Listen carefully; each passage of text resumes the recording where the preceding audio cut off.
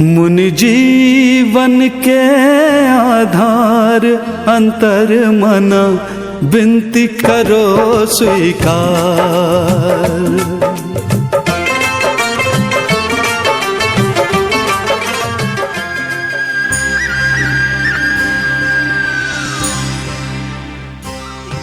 ये है क्या? अब 1 घंटे से स्वाहा स्वाहा स्वाहा, इसका है क्या? इसका रहस्य क्या है? इसका फल क्या है? इसका औचित्य क्या है? रोज हम लोग 15 साल से रोज सुबह सुबह स्वाहा स्वाहा क्यों करते हैं? रोज स्वाहा क्यों करते हैं? जिन सहस्त्र नाम एक अद्भुत, अचिंत, अनोखा, अनूठा स्त्रोत है। जिस प्रकार से जैन समाज में भक्तांबर का एक अपना अलग ही प्रभाव है, उसी प्रकार से स्तोत्रों में जिन सहस्त्र नाम का एक अद्भुत प्रभाव है। एक छोटा बालक 7 साल का नंग धड़ंग अपने दोस्तों के साथ घर के सामने खेल रहा था। वहीं से आचार्य वीरसेन स्वामी आहार के बाद वहां से निकल रहे थे। उन्होंने देखा कि बच्चे खेल रहे हैं। 5, 7, 8 बच्चे थे। सिर्फ उसमें एक ही बच्चा था जो बिन कपड़े का खेल रहा था। वीरसेन महाराज वहीं पर खड़े हो गए। क्या कर रहे हो? स्वामी जी खेल रहे हैं। क्या खेल रहे हो? कंचे से खेल रहे हैं। हमें दिखाओ अपना खेल। जो बच्चा नंग धड़ंग था, वो बच्चा कंचा खेलते खेलते उसने क्या किया? कंचों को इकट्ठा किया, उस एक गोटी पर 1, 2, 3, 4, 5, 6, 7। महाराज साहब की आंखें फटी तो फटी रही। ये अद्भुत बच्चा है, तो असंभव कार को संभव कर रहा है। अभी आप घर में जाके लगा के देखें ना, 1, 2, 3, 4, 5, 1, 2 भी नहीं टिक पाएंगे। उस बच्चे ने 7 गोटी एक ऊपर एक टिका दिया। स्वामी वीरसेन महाराज ने कहा, बेटा इधर आ। क्या नाम तुम्हारा? जिनभद्र। कहाँ रहते हो? स्वामी जी घर में रहती है। घर कहाँ है? वो सामने जो दिख रहा है वो मेरा ही घर है। मुझे अपने घर ले चलोगे? चलो।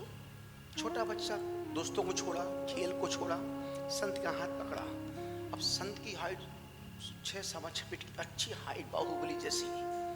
और छोटा सा बच्चा 7 साल का, बच्चे ने हाथ पकड़ संत का हाथ पकड़ा। और बच्चा, छोटा बच्चा नग्न, बड़े संत महानग्न। अब वो छोटा बच्चा फुदकते फुदकते संत का हाथ पकड़ मटक मटक चल रहा है, चल रहा है, चल रहा है। संत पीछे पीछे बच्चे का हाथ पकड़ के चल रहे हैं। जैसे ही बच्चा घर के पास पहुंचता है, मम्मा जल्दी आओ, स्वामी जी आए हैं। माँ किचन में काम कर रही होगी। अब वो समय भोजन का समय था, किचन में काम कर रही होगी। बच्चे की आवाज अंदर तक नहीं पहुंच पाई। फिर उस पर, मम्मा जल्दी आओ, स्वामी जी खड़े हैं। अंदर माँ किचन में काम कर रही थी। सोचा मेरा बच्चा अभी तो कम वक्त घर से गया है, फिर मुझे बुला रहा है। वह माँ आवाज सुनती, जिस स्थिति में थी उसी पोजीशन में घर की जैसी गेट के पास, अरे स्वामी जी संत महात्मा खड़ा, साधु खड़ा है। उल्टे पैर वापस, उसकी साड़ी अस्त व्यस्त थी। सिर से पल्ला खुला था, साड़ी कंधे पर थी, हाथ में आटा लगा था। नियम है, गुरु के पास सिर खोल के नहीं जाते। आज की नहीं बात, आज तो बिना खोले कोई आती नहीं है। तो आप सब खोल खोल के आते हैं, पूरा दिखाने के लिए पूरा माथा। और उसमें क्या, उसमें अनेक हाईलाइट भी होते हैं, कटिंग भी होती है, स्टाइल भी होती है, तो उस सब दिखाना पड़ता है। तो उस समय की माताएं बिल्कुल सादा सिंपल खुले बाल थे। उसने क्या किया, उस समझदार थी वो। आजकल के लोग पढ़े लिखे मूर्ख हैं समाज में, देश में। उसने क्या किया, उल्टे पैर वापस गई, अंदर हाथ धोया, साड़ी को व्यवस्थित किया, ठीक ठाक हुई, साफ सुथरी हुई। फिर वापस हाथ में द्रव्य लेके आई। स्वामी जी तक चंदन कुंदन पुष्प अर्घ चढ़ाया। अर्घ, बैठ जाओ बैठ जाओ। अर्घ अर्पण किया, अर्घ अर्पण किया। स्वामी जी आप अपनी गोचरी मेरे घर में ही कर लेना। नहीं बेटा, मैं गोचरी आहार लेके ही आया हूं। स्वामी जी और भी सेवा हो तो बताओ। बच्चे का पापा कहाँ है? अभी अभी खेत पर गए हैं, बुलाओ उनको। तुरंत अंदर जाती है, अंदर जाती है, खिड़की खोलती है, पप्पू के पापा कस की आवाज लगाती, 3 बार आवाज लगाई। अपने यहाँ 3 का बहुत ज्यादा महत्व है। आप 2 परिक्रमा लगाने से कोई मतलब नहीं है, 4 लगाओ तो कोई महत्व नहीं है। परिक्रमा 1 लगाओ, 3 लगाओ, 5, 7, 9, इस प्रकार से विषम संख्या में। उसने 3 बार आवाज लगाई। जब गुरु के पास आते अपन 3 बार बोलते हैं, अंचेमी, पूजेमी, वंदामी, फिर नमस्कार। 3 बार अर्चना की। अंचेमी अर्चना करता हूँ, पूजेमी पूजा करता हूँ, वंदामी वंदना कर दो। अब उसके बाद अब नमस्कार मेरा स्वीकार करो। 3 बार नमस्कार किया। कभी आपको देखना 2 बार फिर गुरु की जब यदि कोई संत जब आपसे पड़क जाए, आप 2 परिक्रमा लगाना, पता चलेगा 2 परिक्रमा का महत्व 3 का क्या होता है। तुरंत संत लौट जाएगा वहां से। उसने खिड़की खोली, 3 बार आवाज, पप्पू के पापा, पप्पू के पापा। खेत दिख रहा था पर आवाज नहीं पहुंच पाई। जैसी आवाज पहुंची, अरे अभी तो मैं आया था घर से, कि मुझे ये रामकली मुझे बुला क्यों रही है? वापस क्या हुआ? स्वामी जी आए। ओह, जैसे या नमस्कार किया। पहले के लोग साष्टांग नमस्कार करते थे, गुरु को, भगवान को, माँ बाप को। और आपने देखा होगा रामायण में, प्रातः ही काल उठई रघुनाथा, मात पिता गुरु नवाबई माथा। जब भी वो गुरु के पास जाते थे, माँ भगवान के पास जाते थे, माँ बाप के पास, पहला नमस्कार साष्टांग नमस्कार करते थे। नमस्कार किया। स्वामी जी आप अपनी कोचरी मेरे घर में गए, कोई भोजन के समय मेहमान घर पे आए, ये थोड़ी बोलेंगे भाई तुम चाय पी लो। अब उसको भोजन के समय भोजन के लिए पूछना पड़ेगा ना। और नहीं तो आजकल कर भैया तुम तो घर से खाना खा के आए होगे। उनने ऐसा नहीं, स्वामी जी आप अपनी कोचरी मेरे घर में ले लेना। नहीं, मैं बाहर करके आया हूँ। स्वामी जी क्या आदेश? मुझे आदना के लिए आप मेरे द्वार पर खड़े हैं। संत ने कहा, तेरे द्वार खड़ा भगवान, भगति भर दे रे झोली। स्वामी जी ने, संत ने कहा, इस बच्चे को मैं अपने साथ ले जाऊं? इतना कहना था कि जमीन नीचे से खिसक गई। स्वामी जी मेरे घर में एक ही संतान है, वो भी 15 साल बाद एक ही बच्चा हुआ, वो भी किसी संत की कृपा पात से, आशीर्वाद से हुआ है। एक ही बच्चा। संत स्वामी जी अभी मेरा बच्चा 8 दिन बाद 8वें वर्ष में लग जाएगा। मुझे तेरे उपदेश से कोई मतलब नहीं, तू तो एस नो थैंक यू हाँ ना का जवाब दे। स्वामी जी आप बच्चे की माँ से पूछ लो, इसको ले जाऊं क्या? आप इनसे ही पूछो। अब दोनों एक दूसरे को देख रहे हैं। संत बच्चे को देख रहा है, बच्चा माँ बाप को देख रहा है। एक्शन, रिएक्शन, साइड इफेक्ट क्या आ रहा है? संत ने बच्चे से पूछा, माँ बाप पूछो, बेटा मेरे साथ चलेगा? हाओ हाओ।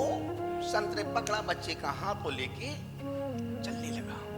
इस स्थिति में यदि तुम होती तो क्या होता? अब कभी अपने आप को वहां खड़ा करके देखो। जब कभी कुछ भी करो, कुछ भी बोलो, कुछ भी करो, कुछ भी कहो, तो ये सोच के करना, यदि इस समय मैं होता तो क्या होता? आदमी कभी भी गलत अंजाम पर नहीं पहुंच पाएगा। संत ने बच्चे का हाथ पकड़ा, संत चलने लगा। अब बच्चा, पहले जब बच्चा घर लाया था तब बच्चा आगे था, अब संत आगे बच्चा पीछे। संत ने अपने एक कदम पीछे हाथ में लिया और दूसरा हाथ बच्चे को पकड़ा और धीरे चल रहा है। बच्चे बुटक चल रहा है। माँ बाप खड़े हैं, वो जा रही है, पर उनकी हिम्मत नहीं कि वो बोलने की बेटा कहाँ जा रही है तू? और स्वामी जी आप एक क्या कर रहे हैं? दोनों खड़े हैं, हाथ जोड़, आंख में आंसू भरे हैं। बच्चा जा रहा है, संत लेके जा रहा है। बच्चा आगे बढ़ रहा है, एक एक कदम बच्चा आगे बढ़ता जा रहा है। माँ से रहा नहीं गया। माँ कहती है, ओ मेरे लाली आजा, ओ मेरे लाली आजा, तुझको गले लगा लूं, दिल में तुझे छुपा लूं। वो अम्मा गा रही है, रो रही है, पर हिम्मत से बोल नहीं पा रही कि गुरुदेव मेरा इकलौता बच्चा है, इसको लेके मत जाओ। कहते हैं बच्चा बहुत जब आंखों से ओझल हो गया, दोनों माता पिता घर में अंदर जाते हैं। पति दीवार से टिक के एक पैर टेढ़ा करके बैठ के आंख हाथ रखे, पत्नी उसको भोजन परोस रही है, लो खाना खा लो। पति बोलता अब मैं किसके लिए खाऊं, जो मेरे जिगर का टुकड़ा था, जिसके लिए मैं कर रहा था वो तो चला ही गया है, अब तू ही खा ले। कुछ मिनट बाद पति बोलता सुनो मुझे तो बच्चे की खूब याद आ रही है, मैं तो अपने बेटे के पास जा रही हूँ। तो पत्नी बोलती जहाँ तुम जाओगे वहीं चली आऊंगी, जहाँ तुम मैं भी आऊंगी, मैं घर में क्या छिलके छीलूंगी बैठे बैठे, तुम नहीं बेटा नहीं तो मैं क्या दीवार से माथा मारूंगी। उसने घर की कुंडी लगाई और दोनों पति पत्नी जहाँ बच्चा गया था देखा, संत पहाड़ की पर बैठा है, बच्चा भी यूं बैठा है,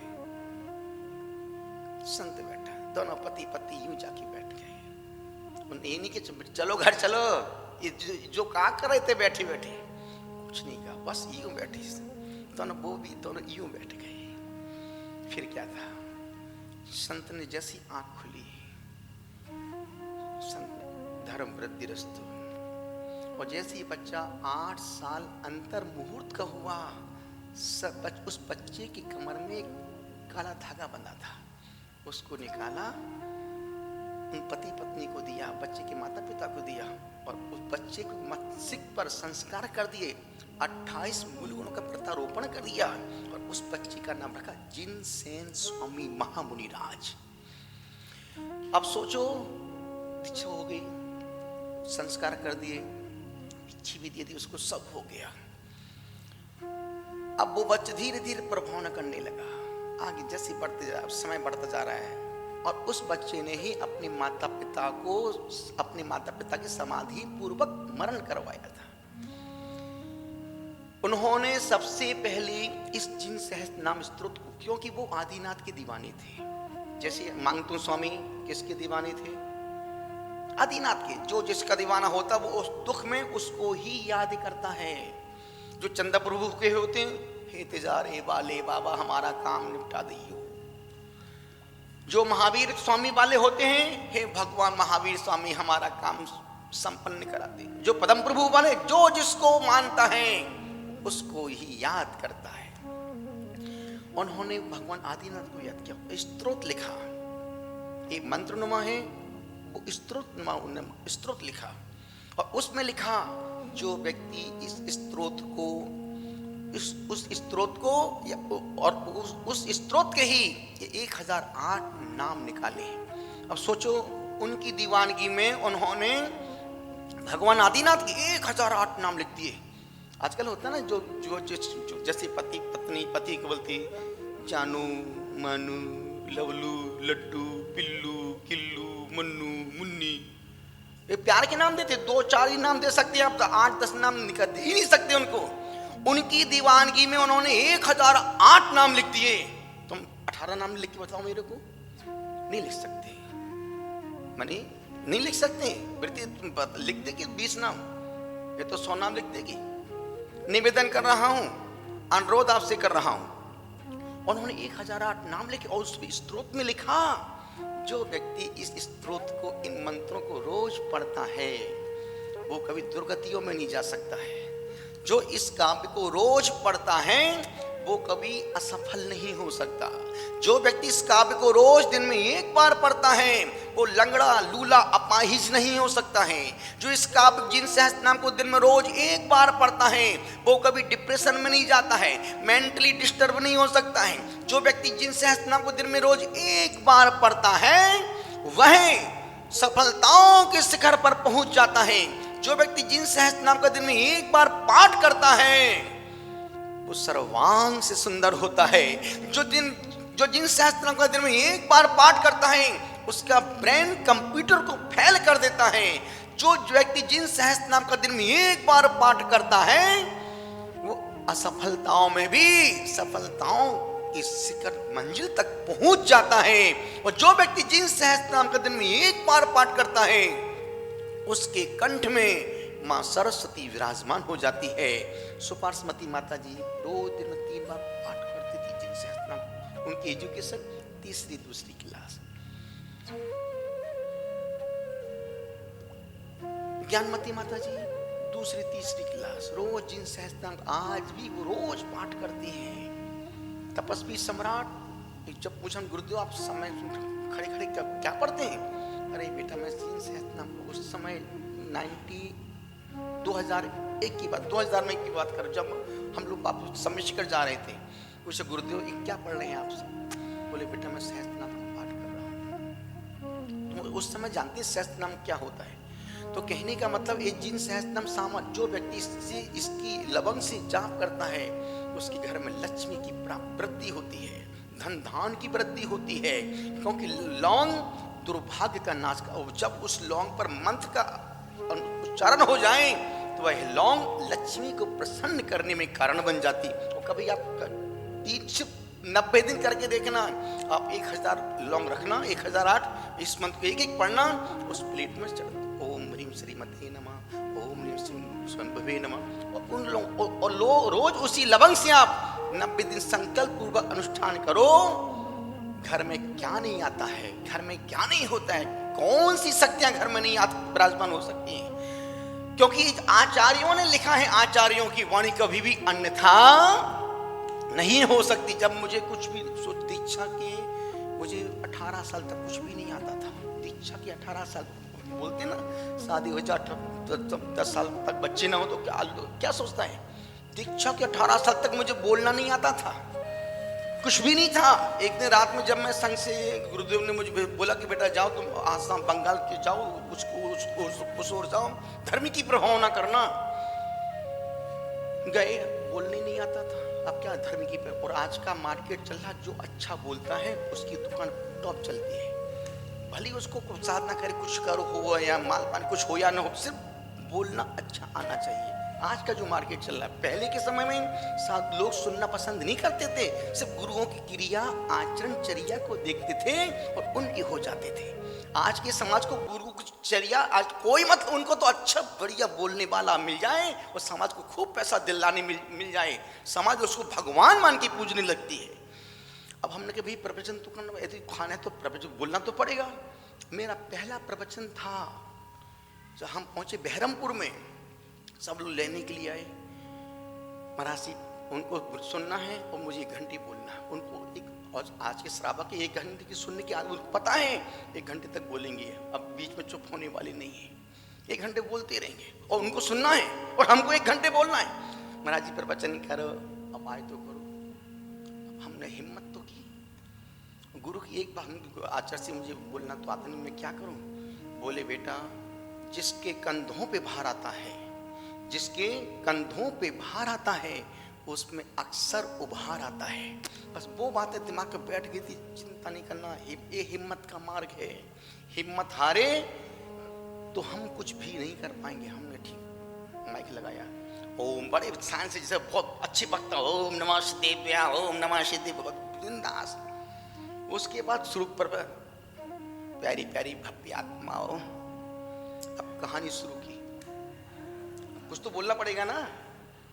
एक कहानी शुरू की, एक कहानी 2 3 4 5, घड़ी देख रहा हूँ अभी तो 25-20 मिनट हुआ, अभी तो 40 मिनट और बोलना मेरे को। पहले प्रवचन में 17 कहानियां सुनाई, क्योंकि मुझे 1 घंटा पूरा करना था और उनको 1 घंटा सुनना था।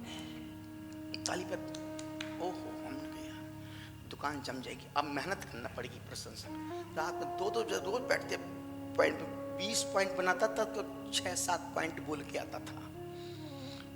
लगा मार्केट जम जाएगा अपना। हम पहुंचे लाल गोला, उसी मुर्शिदाबाद जिले के एक छोटा गांव है लाल, जहाँ पर 10-12 घर की समाज है। पद्मपुर भगवान का वहाँ पर बड़ा मंदिर है, मूल मंदिर है। गर्मी का अप्रैल का समय, मेरा 19वां दीक्षा दिवस आने वाला था, महावीर जयंती को। हम छत पर बैठे थे, हमने भगवान देखो मुझे बोलना नहीं आता, सब सुनने आते हैं। हंसी हो रही धर्म की। कोई हमसे बोलता है चिंता मत करो, 1 बजे की बात बोल रहा हूँ, 1 बजे की बात। कोई बोलते चिंता मत करो, जिन सहस्त्र नाम का रोज पाठ करो। अब तक हमें ये नहीं पता जिन सहस्त्र नाम होता क्या है। अब हम जिन सहस्त्र नाम क्या है, कहाँ है, जिनवाड़ी में देखो मिल जाएगा। हम रात में 1 बजे ऊपर छत से नीचे उतरे, मंदिर में आए, मंदिर की छत की मंदिर में आया, अलमारी से देखा जिनवाड़ी, उसमें लिखा लघु जिन सहस्त्रनाम बृहद जिन सहस्त्र। अरे उनके लघु छोटा वाला पढ़ो और इतना बड़ा लंबा पड़ेगा। जैसे को पढ़ना शुरू किया, ये नहीं बृहद जिन सहस्त्र नाम का पाठ करो। उसको खोला, अब पढ़नी नहीं आई, पढ़ो आ जाएगा। और उसकी सबसे बड़ी विशेषता, आप 20 दिन तक जो पढ़ना नहीं आता हो उसका एक एक शब्द तोड़ के पढ़ो, बोल बोल के पढ़ो, 20 दिन बाद आपका शुद्ध उच्चारण हो जाएगा। पढ़ता रहा पढ़ता, उस दिन वो दिन है कि आज का दिन है, कभी फिर पीछे मुड़ के नहीं देखा। और उस जिन सहस्त्र नाम के प्रभाव से फिर जो प्रभावना हुई, जो प्रभावना हुई, तो मुझे लगता है जो हमने पाया है वो संपूर्ण समाज को वही मिले जो हमने फील किया है। और ध्यान रखना, कोई बात मैं हवा में नहीं बोलता हूँ, वही बोलता हूँ, पहले खुद करता हूँ, उसके बाद भैया नहीं, यदि तुम ऐसा करोगे तो तुमको भी ऐसा हो। बस अटैचमेंट वाली बात है कि तुम्हारा उससे कितना अटैचमेंट है। जितना गहरा अटैचमेंट होगा उतना गहरा इसका, जो अभी आपने 1000 लौंग से, चांदी की लौंग से करोगे मानसिक शांति मिलेगी, लवंग से करोगे ओरिजिनल लक्ष्मी की, श्री की कीर्ति की प्राप्ति। और इसको पढ़ने से ख्याति, कीर्ति, प्रशंसा, उसके बाद से जो प्रभाव, तो मेरा ज्ञान का क्षेत्र है मुर्शिदाबाद जिला, उसमें लाल गोला निवेदन कर रहा हूं। तो आपने जो पाठ किया है, एक आप घर में कर सकते, जब कभी संकट की बादल आए, कोई काम नहीं हो रहा, कुछ मत करो, सिर्फ आप 90 दिन का संकल्प लेके, 45 दिन या 90 दिन का संकल्प लो कि मैं रोज, और उसी लौंग को रिपीट करते रहो, रिपीट करते रहो। जितना रिपीट करोगे वो लौंग उतनी ज्यादा पावरफुल होती चली जाएगी। अभी आपने पाठ की बातें बहुत सारी हैं, घंटों अभी और बोल सकता हूं, लेकिन मुझे लगता है कि नहीं, अभी पाठ का समय है, सभी बैठे हैं, सब अपने अपनी, पाठ तो हो गया ना पूरा, वो तो शुरू करने वाले हैं, अब शुरू नहीं होगा, अब तो खत्म हो गया। चलते हैं अपन उस स्तुति की ओर चलते हैं जो बड़े समंत भट्ट स्वामी ने लिखा है, जिस महाकाव्य को स्वयंभू स्तोत्र, जिस स्तोत्र को रोज साधु, भारत के हजारों साधु संत रोज जिसको पढ़ते हैं, उसको हम भी पढ़ते हैं, आप भी पढ़िया। आपको पढ़ना नहीं है, किताब खोल के रखो, उसको अक्षर मिलाओ कि महाराज जी क्या पढ़ रहे हैं, कहाँ पढ़ रहे हैं। इस उंगली करके पढ़ने से मेमोरी पावर बढ़ता है। उंगली रख के पढ़ने से स्मरण शक्ति तीव्र हो जाती है और वो छंद याद हो जाते हैं। अब तत्वासूत को देखना, कभी भी आप तत्वासूत 20 दिन यूं पढ़ो, सम्यक दर्शन ज्ञान चरित्राणी मोक्ष मार्ग तत्वार श्रद्धा नाम आपको याद हो जाएगा, पूरा तत्वासूत कंठस्थ याद हो जाएगा, करके देखना। चलते हैं स्तोत्र के लिए, भक्ति के लिए, पूरे मन के साथ। हो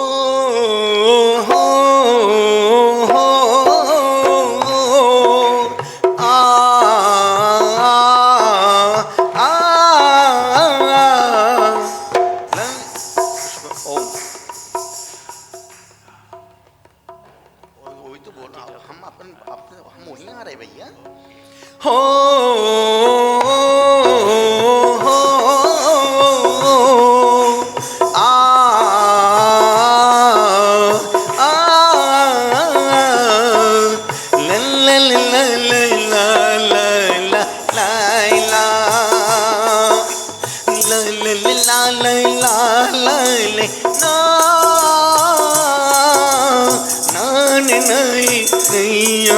हमारी हो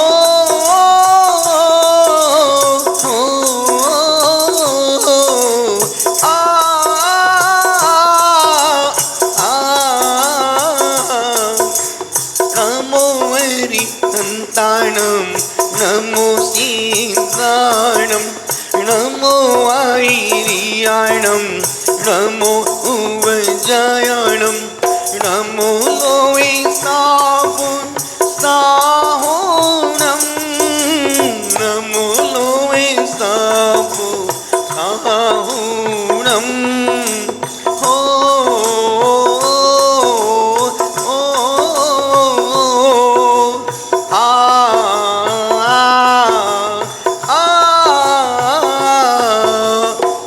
व्यक्ति को 3 चीजें प्रत्येक जैन कुल में पैदा होने वाले प्रत्येक बच्चे से लेकर के बुजुर्गों तक 3 चीज कंठस्थ याद होना ही चाहिए। पहला, नमोकार मंत्र पूरा, चत्तारी मंगल, चत्तारी लोकोत्तमा, चत्तारी शरणम पवमित्ते, पूरा व्यक्ति को बच्चे को पूरा आना ही चाहिए। और यदि आता है तो आज से संकल्प लेके जाना, हम रोज इस मंत्र को 9 बार पढ़ेंगे। और 9 बार पढ़ने का मतलब है कि आपने चारों अनुयोगों को नमस्कार कर, क्योंकि संपूर्ण मंत्रों का मूल है, माल है चत्तारी मंगल नमो, पूरा नमोकार मंत्र, रोज इसको 9 बार पढ़ना चाहिए। उसके बाद फिर तीर्थंकर के नाम चिन्ह, प्रत्येक व्यक्ति, इतने सारे लोग बैठे, इसमें 60% लोगों को नाम चिन्ह याद नहीं होंगे। और इनको नहीं, आप बड़े किसी बड़े बड़े लोगों, अनेक विद्वान से पूछो, भैया मछली किसका है? हम समय सार बड़ा है, मछली का पता नहीं है। तो मछली का पता तुम्हारा पापा करेगा क्या? तीर्थंकर के नाम चिन्ह प्रत्येक व्यक्ति को कंठस्थ याद होना चाहिए। और तीसरा, छोटी प्रार्थना, जब कभी मंदिर में जाओ, गुरु के पास जाओ, तो अभी उदक चंदन तो ये तो मर चुका है, इसमें कोई दम नहीं है। और जो तुम बोल रहे हो वो सत्य भी नहीं है। आप क्या बोलते हैं? उदक चंदन तंदल पुष्प कई चरसुदे पैसदो पपल धबले मंगल ज्ञान।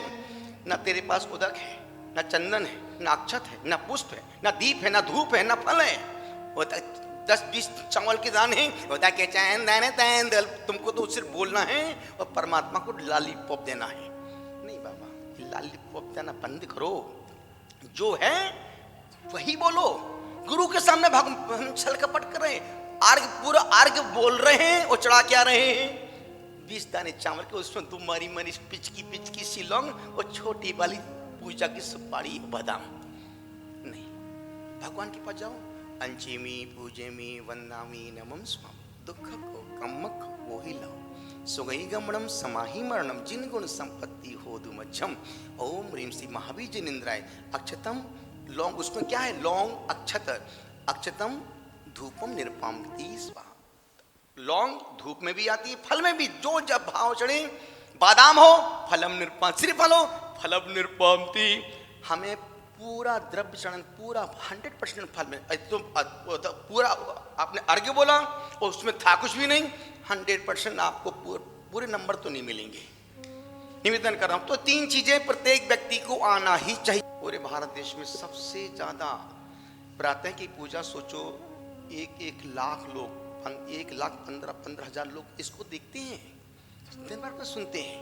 और सबसे अधिक शेयर होने वाली प्रातः की आराधना 6,272 बार ये लोगों को, इतने लोगों तक शेयर किए लोगों ने।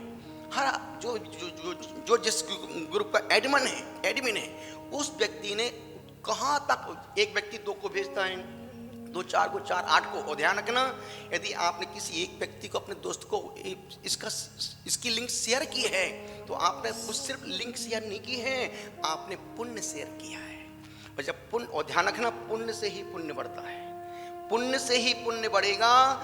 ज्ञानी को ही ज्ञान होता है, ज्ञानी को ही ज्ञान होता है, बुद्धुओं को ज्ञान नहीं होता है। ज्ञानी को ही ज्ञान होता है। लक्ष्मी भी लक्ष्मीपति धनपति के पास ही जाती। देखो ना, अंबाई के छप्पर फाड़ के दे रही है भगवान। और बड़े अच्छे लोग बेचारे रोज पसीना बाहर को खाने के लाले पड़ रहे, तो जहां जिसके पास लक्ष्मी के पास लक्ष्मी आएगी, ज्ञानी के पास ज्ञानी आएगा, पुण्य के पास ही पुण्य आएगा। तो लक्ष्मी के पास जाती है, ज्ञान के पास जाता है, धन के पास जाता है, पुण्य के पास ही पुण्य जाएगा। और कांटे से ही कांटा निकलता है। कांटा किससे निकलता? तलवार से। कांटा लगा तो कांटा लगा, कांटा निकालना तो कांटा लगाओ, फिर कांटा जो निकालो, कांटे से कांटा निकलता है। ध्यान रखना। और मंत्र से मंत्र कटता है, कांटे से कांटा निकलता है, मंत्र से मंत्र कटता है। निवेदन कर रहा हूं, 6,272 लोगों ने इसको शेयर किया है। जिनने शेयर किया है उनको मैं यहाँ से शेयर बना रहा हूँ। आशीर्वाद खूब ऐसी तुम धर्म की प्रभावना को शेयर करते रहो। पुण्य, जितना पुण्य बढ़ेगा उतना जीवन सुखमय, आनंदमय, प्रेममय, शांति। अन्यथा आज का आदमी जी रहा है पर बोझ समझ के जी रहा है। जीवन बोझ नहीं है, जीवन बोध है। बोध का मतलब होश पूर्वक जियो, दुनिया कल्लू मुट्ठी में बंद। चलते हैं हमारे निरंजन भाई दूध वाला अजमेर से, बड़े बड़े प्रोग्राम में सबको खूब दूध पिलाया। और आज भी जब कभी कुछ उत्सव महोत्सव होता है, दूध बाहर से, दूध हमारी डेयरी से जाएगा। बहुत समर्पित बच्चा है, बहुत समर्पित परिवार है।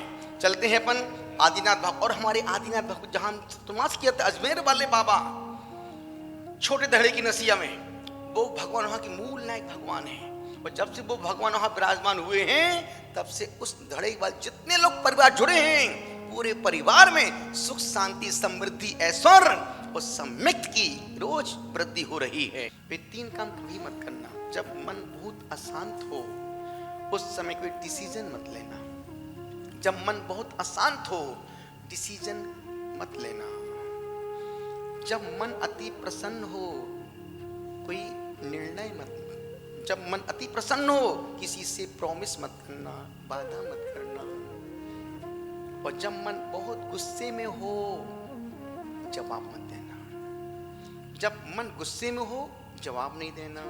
जब मन अति प्रसन्न हो, किसी से प्रॉमिस वादा मत करना। जब मन अति अशांत हो, लाओ मैं अभी साइन कर देता हूं, नहीं करना, 1 घंटे बाद करना। तुरंत कभी मत करना। ये तीनों काम जिंदगी में अंतिम समय तक अफसोस ही दिलाएंगे, अफसोस ही दिलाएंगे। निश्चित जैसा कि भी रोज स्वाध्याय चल रहा है, और उस स्वाध्याय के माध्यम से रोज हम लोग स्वयं स्तुति पढ़ते हैं। क्योंकि हम लोग 30 साल, दीक्षा को 32 साल हो गए मेरे। एक भी दिन नहीं गया जिस दिन स्वयं स्तुति नहीं पढ़ा हो। जिस दिन छूट जाता है, उस दिन किसी एक पदार्थ का हम त्याग कर देते हैं। भाई आज भगवान, आज हम वो परमात्मा से पढ़ नहीं पाए, आज हम इस अमुक वस्तु का त्याग करते हैं। तो रोज मेरे मन में आए कि चलो अपन एक बार स्वयं स्तुति का अर्थ लगाते हैं। और वाकई में इतना प्यारा अर्थ, एक एक श्लोक का, एक एक छंद का, एक एक काव्य का इतना प्यारा अर्थ है। जैसे शीतलनाथ भगवान का काव्य जो अपन काव्य पढ़ा, उस काव्य में अपन ने पढ़ा था कि शीतल न शीतला चंद चंद रश्मि न गांगे बम्बे न चाहारे अष्टा। इस शब्द का छंद का अर्थ समंत स्वामी कह रहे हैं, हे परमात्मा, हे स्वामी, हे नाथ, संसार दुख का कारण है। संसार एक एक छंद का, एक एक बहुत छोटे में अर्थ बोल रहा हूं, यूं तो एक एक छंद का 1 घंटे तक भी अर्थ करूं तो भी कम है। पर 4 लाइनों में हम उस छंद को कैसे समेटते हैं और उसमें कैसे मलाई भरते हैं। समंत स्वामी जिन्होंने इस काव्य को लिखा है, वो कह रहे हैं, हे स्वामी, हे नाथ, संसार दुख का कारण है। तो संसार दुख का कारण किस लिए है? हमारी अज्ञान के कारण से, राग द्वेष आदि विकारी भाव के कारण से। आप मुनि हैं, प्रत्यक्ष ज्ञानी हैं, सर्वज्ञ हैं, अतः अज्ञान राग द्वेष आदि विकार मूलक दुख आपके नहीं हैं। इसलिए आप वीतरागी हैं, क्योंकि आपने राग द्वेष को अलग कर दिया है, आपने अज्ञान को दूर कर दिया है। आप निर्दोष वचनों को सुनकर विवेकी जनों को जो शांति व शीतलता प्राप्त होती है, जो मन को आह्लादित कर देती है, वह शीतलता, शांति, आनंद चंदन और चंद्रमा की किरणों में भी नहीं प्राप्त हो सकता। गंगा नदी में भी वो शीतलता नहीं है, मोतियों में भी वो ठंडक नहीं है। जो आपके शीतल वचनों में, जो वचनों से मिलता है, वो दुनिया में कहीं भी नहीं मिलता है। मैं आपको प्रणाम करता हूं। दूसरे छंद का श्लोक अर्थ, हे भगवान, वैश्विक सुख की अभिलाषा अग्नि दाह के समान जीव को जला रही है। और वाकई में संसार की यदि आदमी जूझ रहा है, झुलस रहा है, तो सिर्फ विषय वासना, वैश्विक सुख के कारण से, इच्छाओं के कारण से। सुख आत्मा का गुण है, वह आत्मा में ही प्रकट होगा। हे भगवान, जिस प्रकार वैद्य विष की दाय से मूर्छित शरीर को मंत्रों के उच्चारण से, स्मरण करने से शांत कर देता है, उसी प्रकार से आपके वैश्विक दाय से मूर्छित मन को भी, हमारा कामी दुखी विषयी लंपटी मन भी आपके चिंतन करने से, आपको सुनने से शांत हो जाता है। तीसरा अर्थ, हे आर्य, हे पूज्य, संसारिक प्राणी इच्छा रखते हैं कि हमारा जीवन में, इतने सारे लोग बैठे हैं, हर व्यक्ति के मन में कोई एक न एक इच्छा तो होगी ही होगी। कोई भगवान से बच्चा मांग रहा है, कोई भगवान से अच्छा पति मांग रहा है, कोई भगवान से अच्छा घर मांग रहा है, कोई भगवान से अच्छा संसार मांग रहा है, कोई अच्छी साड़ी मांग रहा है, कोई अच्छी लाड़ी मांग रहा है, कोई अच्छी लड़की मांग रहा है। अच्छी मत मांगो, अच्छे गुणमान मांगो, अच्छे गुण मांगो। कभी कभी मैं आपको एक मैसेज दे रहा हूं, जिंदगी में मरने से पहले एक ऐसा गुण पैदा करना जो तुम्हें महान बना दे। एक गुण ऐसा पैदा करो जो तुमको महान बना दे। उस भील ने एक गुण पैदा किया था, कौवे के मांस का त्याग किया, वो भील भगवान महावीर बन गया। एक गुण तुम भी ऐसा पैदा, रावण का एक दुर्गुण पूरे संसार में आज तक कोई भूल नहीं पा रहा उसको। तुम एक दुर्गुण पैदा मत करो, एक गुण पैदा करो। कहते हैं ना कि एक बुराई आदमी की 1 करोड़ अच्छाइयों को नाश कर डालती है। और मैं हमेशा बोलता हूं, हमने कब कहा उनसे घर से वो निकल जाए, हमने कब कहा उनसे घर से वो निकल जाए, चाहते हैं बस उनकी आदतें सुधर जाएं। हमने कब कहा उनसे घर से वो निकल जाएं, चाहते हैं बस उनकी आदतें सुधर जाएं। हमारी आदतें हमको दुखी। एक लेडीज आई थी, मरासी, मेरी पति खूब पीने लगे हैं, मैं दुखी हूँ। हमने कहा तुमने मुझसे पूछ के शादी की थी? दुखी हो तो रहो, निवेदन कर रहा हूँ। एक हमारी आदत पूरे घर को परेशान कर सकती है, एक हमारी बुराई पूरे घर के नाम को खराब कर सकती है, हमारी एक अवगुण पूरे खानदान को कलंकित कर सकता है। गुण पैदा मत करो तो अवगुण भी मत बढ़ने दो। तो यहाँ आचार्य कह रहे हैं, समंत स्वामी, हे स्वामी, मैं इच्छाओं के कारण से दुखी परेशान हूं। आप प्रमाद रहित होकर आत्म विशुद्धि के मार्ग में रात दिन निरंतर जागृत ही रहते हैं। हमारे स्वामी मूर्ति महाराज साहब कमरे में 2 घंटे रहते हैं मुश्किल से, वो भी विश्राम के लिए जाते हैं। बाकी दोपहर में देखो तो मंदिर में, रात में देखो तो मंदिर में, दिन में देखो, रात में मंदिर, दिन में अंदर, सुबह दोपहर शाम। क्यों? अटैचमेंट। जिसको जिससे लगाव होता है वो वहां पर कैसे भी पहुंच ही जाता है। अनुरोध आपसे कर रहा हूं। तो उन्होंने कहा कि भगवान, मैं रात दिन आपके मार्ग पर आगे बढ़ रहा हूं, निरंतर जागृत ही रहें, इसलिए आप आत्मा को विशुद्ध कर निर्मल पवित्र बना दें मेरी आत्मा को। चौथा श्लोकार्थ, संसार में प्राणी अपनी अपनी आस्था के अनुसार तपस्रण करते हैं।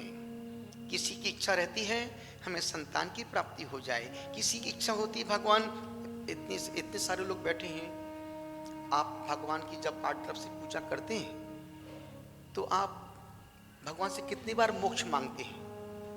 धीरज भाई, टीकमचंद जी, कितनी बार मोक्ष मांगते हैं?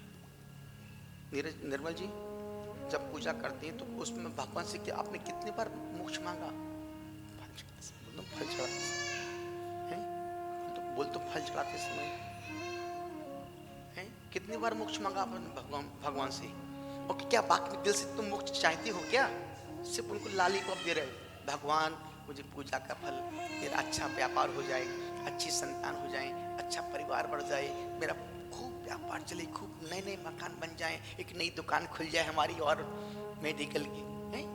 कोई भगवान से मोक्ष नहीं मांगते, सब फोकट में बैठे हैं। पर सत्य यही है कि भगवान से हमने ये कभी मोक्ष, हमको चाहिए हमारा संसार, हमको चाहिए हमारी इच्छाएं। और जहां तुम्हारी इच्छा पूरी हो जाती है, अरे सब जब से हम अंधेश्वर पारस, जब से हम अहिचेत पारसनाथ गए, हमारी सारी इच्छाएं पूरी हो गई। तुम मोक्ष मांगने की इच्छा भगवान के पास नहीं जा रहे हो, तुम किस लिए जा रहे हो कि नई दुकान खुल जाए, अच्छी बीवी मिल जाए, अच्छे बच्चे हो जाएं, अच्छा परिवार हो जाए, अच्छा व्यापार चल जाए और नई फैक्ट्री खुल जाए, कोई तुम भगवान से मोक्ष हो। मोक्ष तो हम लोग भटक रहे हैं। हे भगवान मोक्ष पद मिलता है धीरे धीरे, मोक्ष पद निवेदन कर रहा हूं। संसारी प्राणी भगवान से वो मांगता है जो उसकी आवश्यकता होती है, और संत वो मांगते हैं जो उन्होंने पाया है। दोनों की प्राप्ति में, दोनों की मांग में कितना अंतर है। जब आप मंदिर जाते हो, हे भगवान, हे महावीर स्वामी, जो तुमने छोड़ा है वो सब हमको मिल जाए। उनने क्या छोड़ा? अरबों खरबों का छोड़ा है। रंजना, किसने छोड़ा? अरबों खरबों का छोड़ा है। हे भगवान, जो तुमने छोड़ा है वो सब हमको मिल जाए। और हम क्या बोलते हैं? हे भगवान, जो तुमने पाया है वो हमको मिल जाए। बस दोनों की मांग में इतना ही अंतर है। मांग तो मांगी होती है, मांग तो मांगी। लड़की एक बार मांग भरवाती है, लड़की एक बार मांग भरवाती है, फिर जिंदगी भर पति से मांगती है, हमारी मांग पूरी करो। जब जब भी घर जाएगी, हमारी मांग पूरी करो। बेचारा सुबह दोपहर शाम जब घर जाए, ये नहीं लाए वो नहीं लाए, ये नहीं आया वो नहीं आया। जब हमारी मांग, किसने कहा था भरो, अब मरो। जिसने भरा है अब वो हम हमारी मांग पूरी करो। कभी देखे ना, आजकल की पत्नियां पूरी मांग भरती कहाँ है? मांग भर गई पूरी। जिंदगी भर वो 100 जन्म भी ले तब भी वो पति उसकी मांग पूरी करने वाला, क्योंकि उनको पूरी करवानी नहीं, उसको तो जीते जी। इसलिए पुरुषों को अटैक आते हैं, स्त्री को अटैक कम आते हैं, पुरुषों को ज्यादा आते हैं। जितनी बार घर जाएगा, हमारी मांग पूरी करो, अटैक। सुबह क्या, हमारी मांग पूरी करो, फिर अटैक। और रात तक देवी तू ही जंतु अमर में मर गया। निवेदन का मांग तो मांग ही है। मांग शंकर जी पार्वती की पूरी नहीं कर पाए, तुम कौन सी खेत की मूली हो? बीच अनुभव बोल दिया है, पूरे चलेगा इसी में करते करते, अभी तक पूरी नहीं हो पा रही है। निवेदन आपसे कर रहा हूं कि हम परमात्मा के चरणों में संसार की इच्छाओं को लेके जाते हैं, विषय सामग्री को लेके जाते हैं, इच्छा रखते हैं, तपस्रण के व्यर्थ कर देते हैं। हे शीतलनाथ भगवान, आप समझी हैं, आप विवेक मोह मिथ्या क्षोभ राग द्वेष से रहित होने के कारण संतान धन तथा स्वर्ग आदि आकांक्षा न रखते हुए जन्म मरण को नष्ट कर शाश्वत मोक्ष सुख को प्राप्त कर लिया है। पंचम श्लोक का अर्थ है, संसार की अन्य देवी देवताओं से शीतलनाथ जिनेंद्र की विशेषता बतलाते हुए कहा है। समत्व स्वामी कह रहे हैं कि हे भगवान, आप उत्कृष्ट केवल ज्ञान रूपी ज्योति से युक्त हैं, आप अजन्मे हैं, अनंत के लिए मोक्ष स्थान में विराजमान हैं, और वे सजन्मा हैं। उन्हें संसार में बार बार, जब हिंदू धर्म बोलते हैं, जब कभी कोई दुख बढ़ते हैं तो भगवान ऊपर से नीचे आता है। अब सजन्मा हैं, उन्हें अनेक जन्म धारण करना है। इस महान अंतर के कारण श्रेष्ठ ज्ञानी जन आपकी रोज स्तुति पूजा प्रार्थना करते हैं। एक समय था निर्मल जी, पहले साधु संत एक पूजा पाठ मंत्र नहीं बुलवाते थे, और आज भी बहुत से साधु संत मंत्र नहीं बोलते। भैया दोष लग जाएगा व्रत, अरे काय का दोष?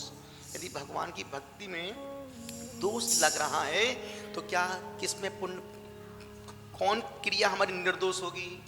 लेकिन आज की तारीख में सब जो देखो साधु संत बड़ी बड़ी अच्छी अच्छी आरिकाएं बिंदास पूजा गा रही हैं, पाठ कर रही हैं, मंत्र बोल रही हैं, और अपने अंदाज में बोल रही हैं स्वाहा।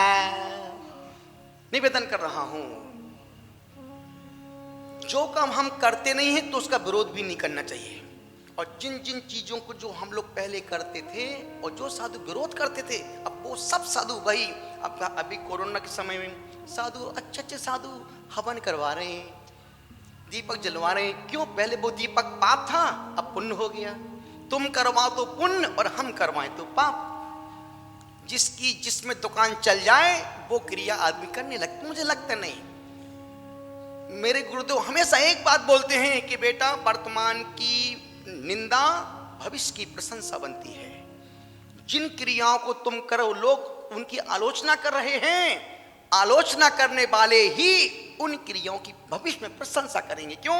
अभी उनकी सोच छोटी थी उस समय। अब वो सब साधु पूजा विधान हवन में, अब बिंदास लाइव हवन चल रहा है। कौन करो नहीं? फलाने साधु हवन करो। भैया सामान इतना सामान घर में तैयार रखना, दीपक लौंग कपूर, हम मंत्र बोलेंगे, तुम घर में अब पाप नहीं हो रहा है, अब धुआं से जीव नहीं मर रहे हैं। उस समय पाप हो रहा था जब हम करवा रहे थे, अब वो सब पुण्य में तब्दील। तुम करो तो पुण्य और हम करें तो पाप। ये कौन सा सिद्धांत, कौन सा ज्ञान, कौन सी समझ, कौन सा विवेक है? वो क्रिया जो खुद को पसंद ना हो वो तुम कभी मत करो, ना उसका विरोध कर। मुझे पसंद नहीं है, मेरा अपना व्यक्तित्व है, हम दूध से पैर नहीं धुलवाते, मेरा नेचर है, पर हम दूध के विरोधी नहीं है। यदि कोई साधु दूध धुलवा तो धुलवाओ भाई, पूरा धुलवाओ, कौन मना कर रहा है? पर मैं, वो मेरी व्यक्तिगत पसंद हो सकती है पर सिद्धांत नहीं है। जैसे मैं महिलाओं अभिषेक मैं नहीं करवाता हूँ, पर यदि कोई करती है विरोध नहीं। क्यों? मार गए भैया, वो करके पुण्य कमा, हम क्यों विरोध करके पाप कमाएं? जब आगम में, जब ज्ञानमती माता जैसी इतनी विद्वान साध्वी, जब उनने सन्यास लिया, इस मार्ग में आई, तब वो साधु पैदा नहीं हुए थे जो विरोध कर रहे हैं। तो कहने का मतलब है, हमें वो जो क्रिया पसंद ना हो, पसंद व्यक्तिगत हो सकती, लेकिन आगम नहीं है।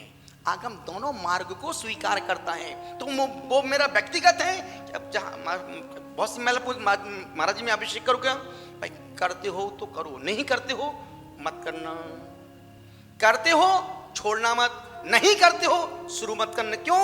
हमने बचपन से कभी देखा ही नहीं, और जो जिन क्रियाओं को देखा नहीं, हम वो क्रिया कभी करते ही नहीं है, पर विरोध भी।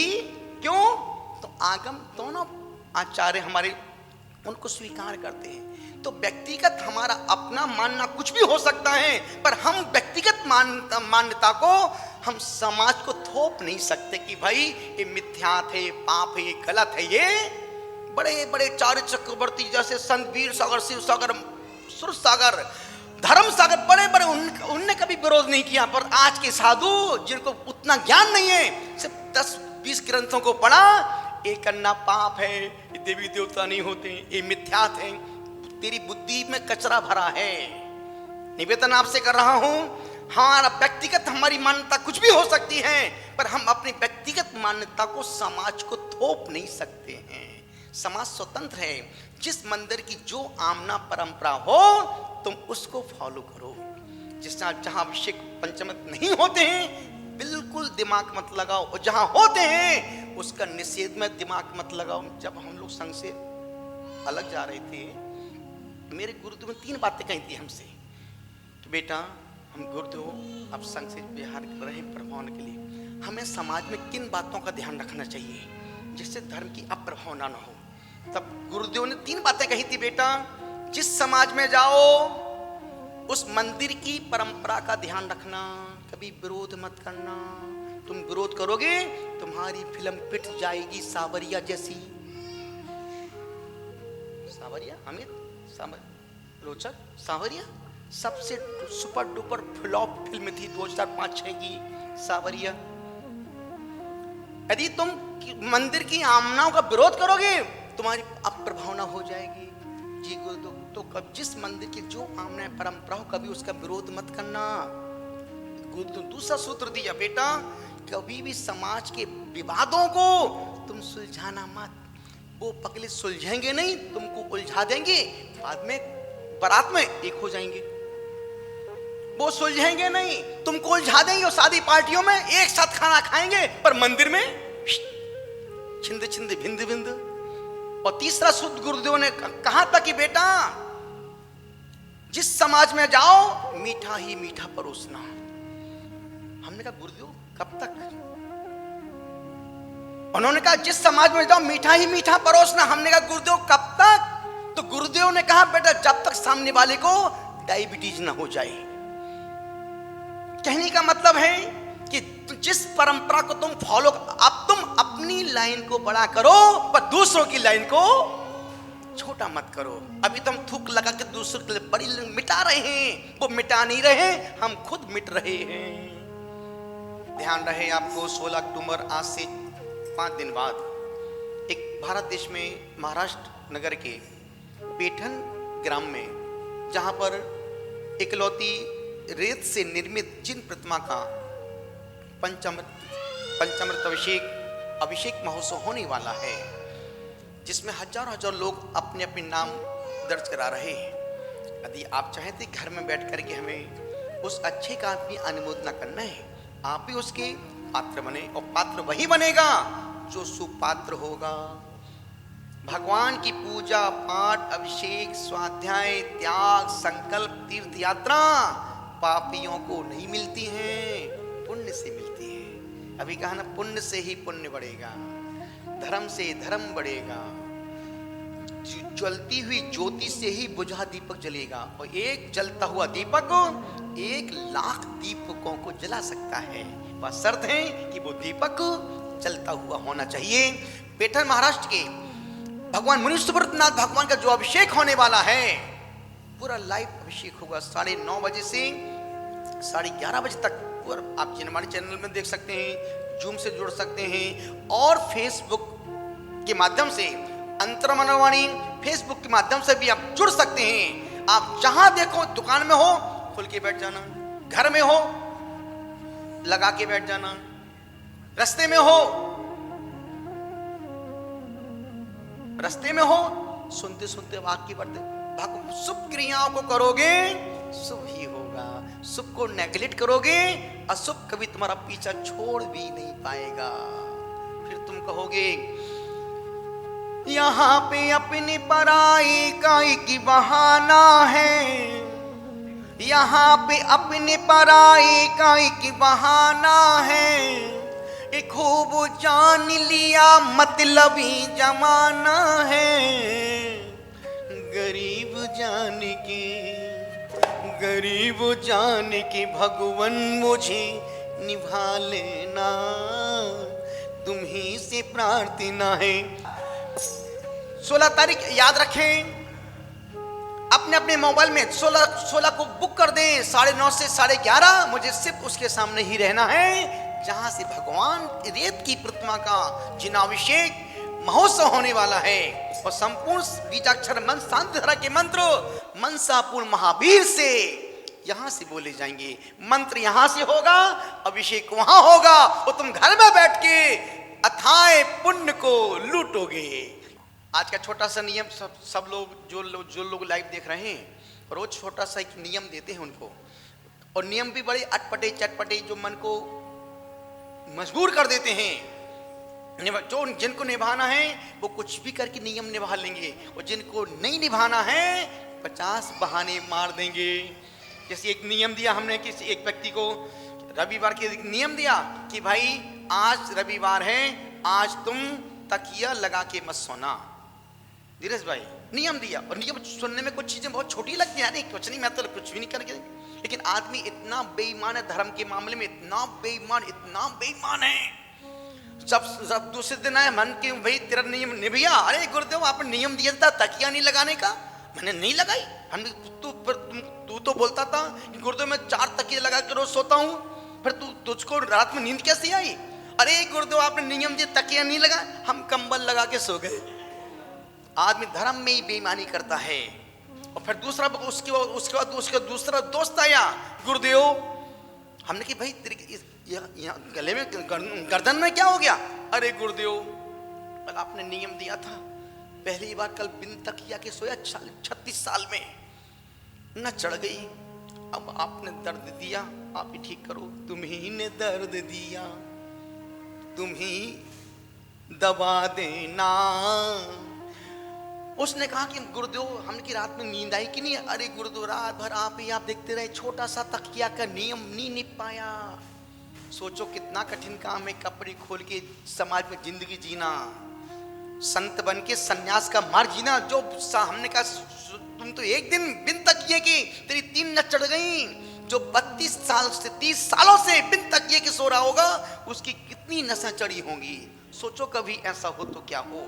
फिर उसने अपने अनुभव कहे, हमने रात में कैसे लगा? गुरुदेव मैं रात में एक गीत गाता रहा, करवटें बदलते रहे सारी रात हम आपकी कसम। उसने अपने मन की भावना कही, तकिए के बिना नींद आई बहुत ही कम, आपकी कसम। ध्यान रखना, कोई नियम छोटे नहीं होते हैं, नियम तो नियम होते हैं। तो आज का छोटा सा नियम, कुछ मत करो, कोई बात नहीं, चिंता नहीं करने का। तुम जहां खाने जाओ, जहां खाओ, जो खाओ, भोजन खाओ और दिमाग मत खाओ। भोजन खाओ, दिमाग मत खाओ, विचारों को मत खाओ, भोजन करो। पर आज का आदमी भोजन कम करता है, विचारों को ज्यादा खाता है। वहां दीपक गर्म हो रहा है, बस अभी हो रहा है। निवेदन, आज का छोटा सा नियम। आज दिन बहुत अच्छा है, बहुत अच्छा दिन है, बहुत अच्छा दिन है, रविवार के दिन है और रवि पुष्प नक्षत्र भी है। तो मैं सोचता हूं अच्छे दिन, अच्छे काम घर में हो जाना चाहिए। आज आप अपने घर में, जो घर में हैं वो घर में, जो बाहर हैं, मंदिरों में, क्षेत्रों पर हैं, तो मंदिर में आकर के एक छोटा सा दीपक जलाना। और आज आपको दो काम करना है। एक तो निर्वाण कांड पढ़ना है दीपक जला करके। अभी जलाओ, दोपहर में जलाओ, शाम को जब मन करे तब जलाना। और जो दीपक नहीं जलाते, जो दीपक जलाने पाप समझते, कोई बात नहीं, आप सिर्फ बैठ करके निर्वाण कांड और आलोचना पाठ पढ़ना। निर्वाण कांड पढ़ने का मतलब है आपने 68 क्षेत्रों की वंदना का फल ले लिया। और आलोचना पाठ पढ़ने का मतलब है तुमने अपने मन के दर्पण को आलोचना पाठ से साफ कर दिया, मन के मैल को धो दिया। रोज मन और मकान की सफाई करते रहना। आज का नियम, निर्वाण कांड और आलोचना पाठ दीपक जला करके पढ़ना। दीपक ना हो कोई बात नहीं, दीपक ना हो तो कोई बात नहीं, पर जलाना नहीं हो तो कोई बात नहीं। आप ये दो पाठ पढ़ना और जला सकते हो, दीपक जला के पढ़ना। वो उसका आनंद, उसकी पूरी ऊर्जा पूरे घर में। और फिर उसका घी बाद में अपनी नाभि पर लगाना, गले पे ना, और माथे पे। तुम्हारा माथा ठीक रहेगा, कभी तुम्हारा नाभि मंडल कभी डिस्टर्ब नहीं होगा। और गले से तुम्हारे हमेशा अच्छे बातें, अच्छे शब्द ही निकलेंगे। चलते हैं, आज का नियम निर्वाण कांड और आलोचना पाठ पढ़ना। और फिर मन करे तो एक माला वहीं बैठ के फेल लेना।